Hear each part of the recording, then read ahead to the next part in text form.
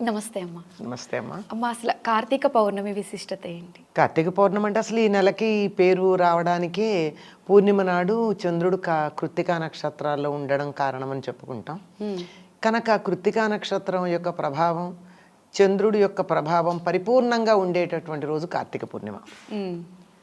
కార్తీక పూర్ణిమ శరదృతువులో వస్తుంది. ఆశ్వయుజ పూర్ణిమ, కార్తీక పూర్ణిమ ఈ రెండు కూడా శరదృతువులో చాలా ప్రధానమైనవి, వెన్నెలకి ప్రాధాన్యం ఉండేటటువంటివి. కృష్ణుడు రాసలీలని నిర్వహించినటువంటిది కూడా కార్తీక పూర్ణిమ నాడే. రాసలీలకి ప్రాధాన్యం ఉన్నటువంటిది. అసలు గట్టిగా చెప్పాలంటే అదే ఆనాడే ఎందుకు దానికి అంత ప్రాధాన్యం ఉంది అంటే, రాసలీలలో ప్రధానమైనటువంటి పాత్ర వహించింది ఎవరయ్యా అంటే, రాసం అంటే నృత్యం అమ్మ. మనం అనుకున్నట్టు అక్రమ సంబంధాలకు సంబంధించిన రాసలీలలు, రాసక్రీడలు లాంటి అబద్ధాలు ఎప్పుడూ కూడా అశ్లీల పదాలు, అశ్లీలమైనటువంటి అర్థాలు తీసుకోవద్దు. రసమును కలిగించేటటువంటి నృత్యం రాసం. ఇప్పటికీ కూడా రాసు, గర్భ ఇట్లాంటివన్నీ మనకి గుజరాత్ ప్రాంతంలో నృత్యాలు, సామూహికంగా చేసే బృంద నృత్యాలు ఉన్నాయి ఇప్పుడు కూడా. అయితే రాసు ఎక్కువ వాడకంలో లేదు. గర్భ మొదలైనవన్నీ ఈనాటికి కూడా ఉన్నాయి కదా. ఇవన్నీ కూడా అనేక మంది గుండ్రగా ఉండి మధ్యలో ఒకళ్ళో ఇద్దరు ఉండి ఇటు అటు మారుతూ చేసే నృత్యాలకి ఇవన్నీ అటువంటి నృత్యాలు ఇవి. అటువంటి నృత్యంలో అత్యధికమైనటువంటి రసోత్పత్తి కలిగించేటటువంటి నృత్యం రాసం. అటువంటి రాసంలో ప్రధాన పాత్ర వహించినటువంటిది రాధ. రాధ కీర్తిద అనేటటువంటి ఆవిడ యొక్క కుమార్తెగా, వృషభానుడు కీర్తిదల కుమార్తెగా చెప్పబడుతుంది. కీర్తిద అంటే కృత్తికా నక్షత్రం, వృషభానుడు అంటే వృషభ రాశిలో ఉన్నటువంటి సూర్యుడు. ఈ రెండు కలిసి ఉన్నటువంటి రోజు కార్తీక పూర్ణిమ. అందుకు కార్తీక పూర్ణిమ రాశానికి ప్రసిద్ధి వహించినటువంటిది. ఇది ఇప్పుడు జరిగిందైతే కార్తీక పూర్ణిమ విశిష్టత. కార్తీక పూర్ణిమ నాడు దీన్ని త్రిపురీ పూర్ణిమ అని కూడా అంటారు. త్రిపురీ పూర్ణిమ అంటే త్రిపురాసుర సంహారం చేసి శివుడు విజయం పొందినటువంటి రోజు. ఆ రోజు శివపార్వతుల కళ్యాణం చేసే సంప్రదాయం కూడా ఉంది. అది చేసిన తర్వాత జ్వాలాతోరణం అని కట్టి, గడ్డితో ఇలా పెద్ద ద్వారంలాగా కట్టి దాన్ని వెలిగించి దాని కింద నుంచి శివపార్వతుల్ని పల్లకిలో ఊరేగిస్తారు. ఈ ఊరేగించేటప్పుడు అందరూ మనుషులు కూడా దాని కింద నుంచి వెడుతూ ఉంటారు. అలా జ్వాలల తోరణంలో నుంచి వెళ్ళడం శుభప్రదంగా భావిస్తారు. ఇప్పటికీ కూడా కొన్ని ప్రాంతాలలో, పల్లెల్లో జ్వాలాతోరణం అయ్యాక ఆ గడ్డి కోసం బాగా గుద్దులాడుకుంటారు. ఎందుకంటే ఆ గడ్డి తీసుకెళ్ళి వాళ్ళ ఇంట్లో పెట్టుకున్నట్టయితే జ్వాలాతోరణంలో ఉన్నది సర్వసంపదలు లభిస్తాయి అని. ఎందుకు ఇట్లా జ్వాలాతోరణం చేస్తారు అంటే, శివుడు హాలాహల భక్షణానికి బయలుదేరినప్పుడు అమ్మవారే అనుమతించింది వెళ్ళమని. బయలుదేరినప్పుడు తిరిగి విజయవంతంగా రావాలని, అలా వచ్చినట్టయితే ఇలా అగ్ని మధ్యనే ప్రవేశిస్తాను అని చెప్పి పార్వతీదేవి అగ్నిదేవుణ్ణి ప్రార్థించుకుందట. అందుకని ఆ మొక్కు తీర్చుకోవడానికి శివుడు హాలాహల భక్షణం తర్వాత విజయవంతంగా వచ్చాడని చెప్పి జ్వాలాతోరణం కింద నుంచి వెళ్ళింది అని చెప్తారు. ఇలా అనేకమైనటువంటి విశిష్టతలు కలిగినటువంటిది కార్తీక పూర్ణిమమ్మ.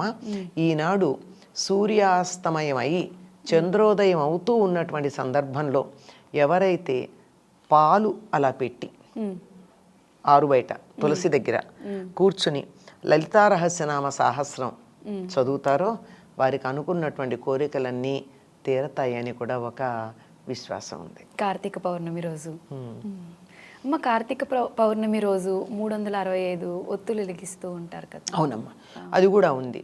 పూర్వకాలంలో మగవాళ్లే పూజ చేసేవారు, వాళ్ళే చెయ్యాలి కూడా. ఇప్పటికైనా వాళ్ళే చెయ్యాలమ్మా, వాళ్ళే చెయ్యాలి. ఎవరి పేరు చెప్తామమ్మా? మగవారి పేరే చెప్తారు కదా, వాళ్ళు కదా చెయ్యాలి.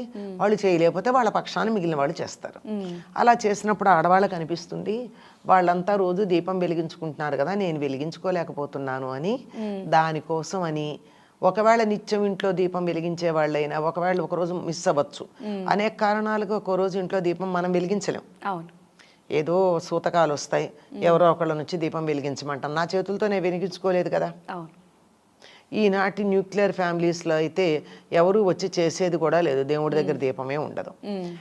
ఇటువంటివన్నీ చేసినటువంటి అపరాధాలన్నీ సరి చేసుకోవడం కోసం 365 ఒత్తులు వెలిగిస్తూ ఉంటారమ్మా. అయితే ఇంకా కొంతమంది 365 ఏమిటండి, పొద్దున ఒకటైనా వెలిగించేది, సాయంత్రం కూడా వెలిగిస్తాం కదా, పైగా 2 ఒత్తులు పెడతాం కదా, ఒకటి పెట్టాం కదా అని చెప్పి 730 వెలిగించే వాళ్ళు కూడా ఉన్నారు. 730 మరి రోజుకి 2 కింద, అలా అయితే 3 పూట్ల కూడా చేస్తారేమో, మధ్యాహ్నం కూడా కలిపి 3 పూట్ల చేసే వాళ్ళు కూడా ఉంటారు. మధ్యాహ్నం చేసేది ఉండదుగా, పొద్దున సాయంత్రమే అంతే. అంటే పొద్దున వెలిగించిందే మధ్యాహ్నం దాకా నూనె వేసి ఉంచుతాం తప్ప మధ్యలో ఎప్పుడన్నా మనం చూడకపోతే కొండెక్కుతుందేమో కానీ మళ్ళీ వెలిగించటం ఉండదు, పొద్దుటే ఉంటుంది, కొనసాగుతుంది. కనుక ఈ విధంగా 725 ఒత్తులు వెలిగించే వాళ్ళు ఉంటారు. ఇది అయితే తులసి దగ్గర చేస్తూ ఉంటారు అవకాశం లేని వాళ్ళు. అవకాశం ఉన్న వాళ్ళు దేవాలయానికి వెళ్ళి చేస్తారు. ఏదైనా సరేనమ్మా మన ఇంట్లో చేసుకున్న దానికన్నా దేవాలయానికి వెళ్ళి చేసినట్టయితే ఫలితం ఎక్కువగా ఉంటుంది అంటారు. అలాగే పుణ్యక్షేత్రాల్లో కానీ నదీ తీరాల్లో కానీ ఈ రెండు అందుబాటులో లేకపోతే మన గ్రామంలోనో మన ఊళ్ళోనో ఉన్న దేవాలయంలో కానీ చేస్తే మన ఇంట్లో చేసుకున్న దానికన్నా ఎక్కువ ఫలితం. కానీ దానికన్నా కూడా అవేమీ కుదరకపోతే ఇంట్లో పెట్టిన దానికన్నా బయట తులసి దగ్గర చేసుకోవడం ఉన్నంతలో నయం. అంటే కార్తీక మాసం మొత్తం కూడా ఒక మంచి సెలబ్రేషన్ లా చేసుకుంటారు చాలా మంది ఇష్టపడి. అవునమ్మా, పొద్దు నుంచి సాయంత్రం వరకు. అంటే పూజ నియమాలు ఇలా పర్టికులర్గా ఇలా పూజ చేయాలి అని ఏమైనా ఉంటుందమ్మా? ఉన్నాయమ్మా, వీళ్ళ ఆ నియమాల్లోనే మీరు అన్నట్టు సెలబ్రేషన్ కూడా ఉంది. అన్ని నియమాలు చాలా ఉన్నాయి, ప్రతిదీ నియమం. స్నానానికి ఒక విధి ఉంది, దీపానికి ఒక విధి ఉంది, ప్రతిదానికి ఒక ప్రత్యేకమైనటువంటి పద్ధతి ఉంది. అన్నీ కలిపి చాలా పెద్ద విశేషాలే ఉన్నాయి. ఒక స్నానం గురించే చాలా చెప్పుకోవాల్సింది, కార్తీక స్నానం. అమ్మ, కార్తీక మాసంలో ఎక్కువ దానాలు చేస్తూ ఉంటారు. అంటే కార్తీక మాసంలోనే ప్రత్యేకంగా దానాలు చేయడం గురించి ఏమైనా ఉందా? ఇది ఇంతమంది కార్తీక మాసం ఇంతమంది దేవతామూర్తులకి ప్రీతిపాత్రమైంది గనక అందరి అనుగ్రహం ఒకేసారి పొందొచ్చు అనేటటువంటి ఉద్దేశంతో దానాలు చేస్తారమ్మా. వీటిల్లో ప్రత్యేకంగా ఒక్కొక్క దానానికి ఒక్కొక్క ఫలితం ఉంటుందని కూడా మన కార్తీక పురాణంలో చెప్పబడింది. కార్తీక పురాణం అంటే ప్రత్యేకంగా మనకి భాగవతం లాగాను, లేకపోతే పద్మపురాణము, బ్రహ్మవైవర్త పురాణం లాగా వేరే పురాణం కాదు. స్కాంద పురాణంలో కార్తీక మాసం యొక్క గొప్పతనాన్ని గురించి చెప్పిందంతా ఒకటి కార్తీక పురాణం. పద్మపురాణంలో కార్తీక మాసం గొప్పతనం అంతా చెప్పింది అదొక కార్తీక పురాణం, రెండూ ఉన్నాయి. చిత్రం ఏమిటంటే స్కాంద పురాణంలో ఈ కార్తీక మాసం యొక్క విశిష్టత చెప్పిందంతా కూడా విష్ణుమూర్తి యొక్క గొప్పతనాన్ని గురించి చెప్పింది ఉంటుంది, విష్ణు పూజ తత్సంబంధం. అదే పద్మపురాణంలో చెప్పిందంతా శివుడి యొక్క ప్రాధాన్యం ఉంటుంది. ఇది ఎవరెవరికి చెప్పారు? కృష్ణుడు సాక్షాత్తు సత్యభామాదేవికి చెప్పాడు. కృష్ణుడు చెప్పినటువంటి కార్తీక మహాత్మ్యం అంతా శివ సంబంధం. స్కాంద పురాణంలో చెప్పిందంతా కూడా విష్ణు సంబంధంగా ఉంటాయి. వీటన్నింటిలోనూ కూడా ఉన్నది ఏమిటంటే ఏది దానం చేస్తే ఎటువంటి ఫలితం ఉంటుంది అన్నిటి గురించి ఉంది విడిగా. స్నానం యొక్క ఫలితం ఏమిటి, ఉపవాసం యొక్క ఫలితం ఏమిటి, అలా చెప్పిన దాంట్లో వాళ్ళు చెప్పేటటువంటివి ఏమిటంటే అన్నదానం చాలా ప్రధానమైంది. అన్నదానాన్ని మించిన దానం లోకంలో లేదు. ఏదైనా సరే ఒక దానం చేస్తే ఇంకొంచెం ఇస్తే బాగుండు అనుకుంటారు, 100 రూపాయలు ఇస్తే 200 ఇవ్వకూడదా అనుకుంటారు. కానీ అన్నం మాత్రం ఎంత పెట్టామన్నా చాలంటారు ఒక క్షణాన. కనుక తీసుకున్నటువంటి వారికి తృప్తిని కలిగించే దానాల్లో ప్రధానమైంది, ప్రాణాన్ని నిలబెట్టేటటువంటిది. మరేదైనా ఒక కార్యక్రమం చేయాలంటే మూలాధారమైనటువంటి శరీరానికి శక్తినిచ్చేటటువంటిది అన్నదానం చాలా ప్రధానం.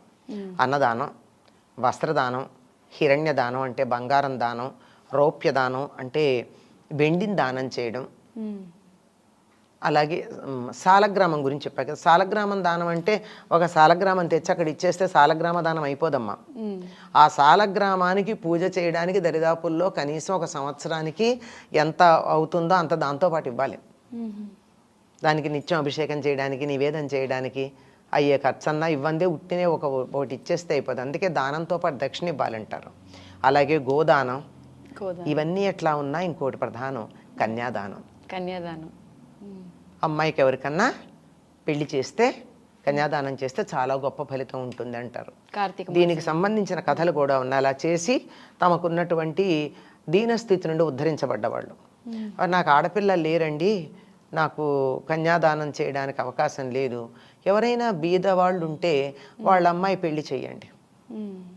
అంత పెళ్లి చేసే శక్తి సామర్థ్యాలు లేవు, నాకు ఆర్థిక స్తోమత అంత లేదు, కానీ చెయ్యాలని ఉంది, చెయ్యలేను కనుక వాళ్ళు చేస్తూ ఉంటే, ఎవరైనా అమ్మాయి పెళ్లి చేస్తూ ఉంటే అందులో కొంత ఖర్చు భరించండి. ఉమ్. ఆ పుణ్యం అంతా వచ్చేస్తుంది. అంతా రాదు, పుణ్యం వస్తుంది. అంటారా?